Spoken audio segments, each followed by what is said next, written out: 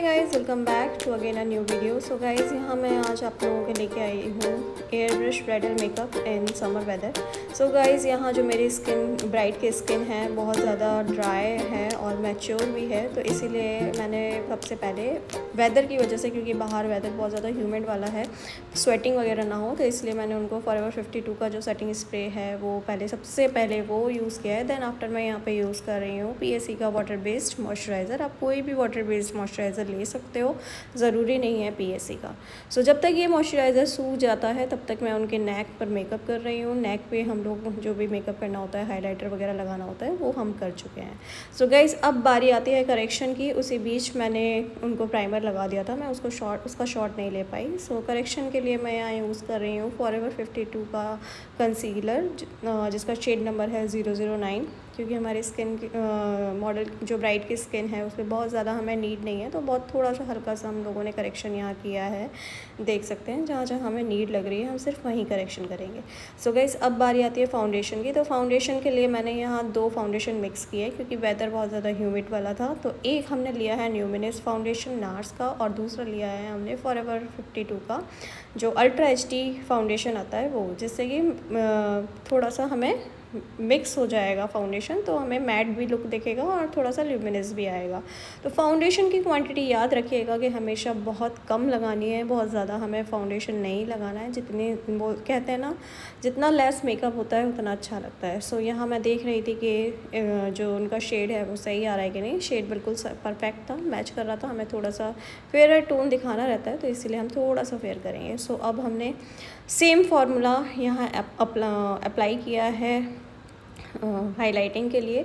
सो एक हमने mat shade लिया है, एक हमने थोड़ा सा हाइड्रेटिंग शेड लिया है। दोनों को मिक्स करके हमने उसको हाइलाइटिंग की है।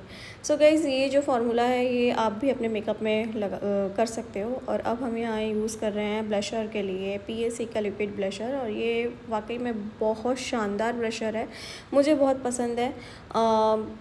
एक ही ब्लशर आपके काफ़ी सारे मेकअप्स में यूज़ कर सकते हो आप। ज़रूरी नहीं है आपको अलग अलग शेड लेने के लिए। अगर आपके पास कलर पैलेट है तो आप अपने मेकअप में कई सारे शेड्स उसमें बना सकते हो। सो इस चीज़ की नॉलेज होना ज़रूरी है कि हमें किस कलर के साथ क्या यूज़ करना है।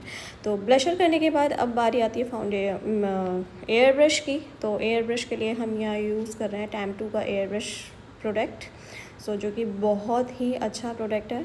और एयर ब्रश जब हम करते हैं तो हमारा जो मेकअप होता है वो सेल्फ सेट हो जाता है और लॉन्ग लास्ट हो जाता है, ड्यूरेबिलिटी मेकअप की बढ़ जाती है। और साथ ही टैम2 का जो ये फाउंडेशन है बहुत ही ग्लो करता है, जितने देर मेकअप लास्ट करता है उतना ग्लो करता है। सो गाइस, अब सारी चीज़ें होने के बाद, यानी कि फाउंडेशन, क्रीम, प्रोडक्ट सब कुछ होने के बाद हम यहाँ कर रहे हैं सेटिंग। और सेटिंग कह लो, बेकिंग कह लो, मुझे दोनों एक ही चीज़ लगती है। तो जितना हो सकता है अच्छे से हमने सेटिंग की, क्योंकि बाहर का वेदर बहुत ज़्यादा गर्म है। और उसके बाद हमने स्टार्ट कर दिया है यहाँ पर आई मेकअप। सो आई मेकअप के लिए हमने आईज़ पे एक पहले कंसीलर लगाया लाइट कलर का, और अब मैंने उनको डार्क शेड, ब्लैक शेड के साथ उनका आईज़ थोड़ा सा स्टार्ट किया। सो आप देख सकते हैं आईज़ में हम कैसे काम कर रहे हैं। यहाँ मैंने थोड़ा सा, मतलब कह सकते हो आप, पिंक की तरफ मुझे उसको लेके जाना था, और ब्लैक मैंने इसीलिए किया ताकि मुझे उनके आईज़ में थोड़ा सा डेफिनेशन मिल जाए, क्योंकि मैं लाइनर वगैरह बहुत ज़्यादा लगाना नहीं चाहती थी।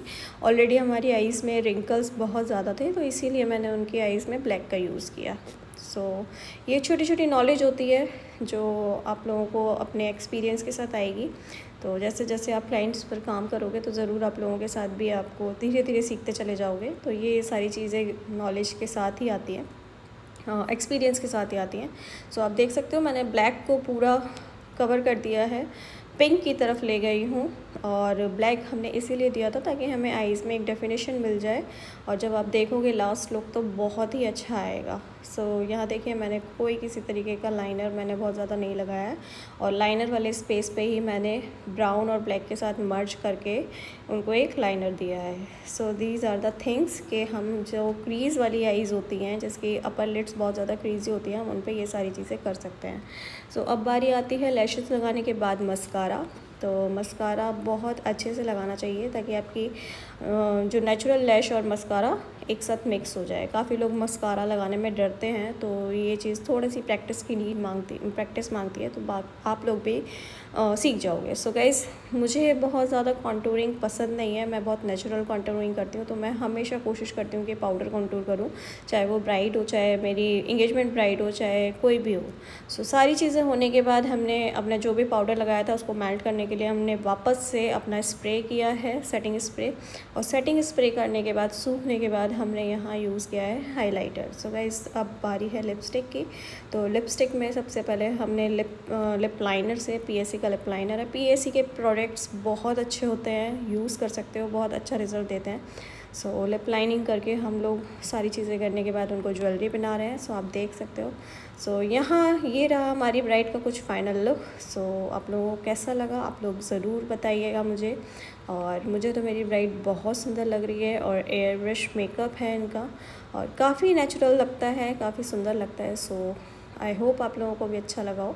सो अगर आप लोगों को ये मेकअप अच्छा लग रहा हो, हमारी ब्राइड बहुत सुंदर लग रही हो, तो प्लीज़ मेरे चैनल को लाइक, शेयर एंड सब्सक्राइब ज़रूर करिएगा, और कमेंट सेक्शन में बताइएगा कि आगे आप लोगों को किस चीज़ के ऊपर वीडियो देखनी है।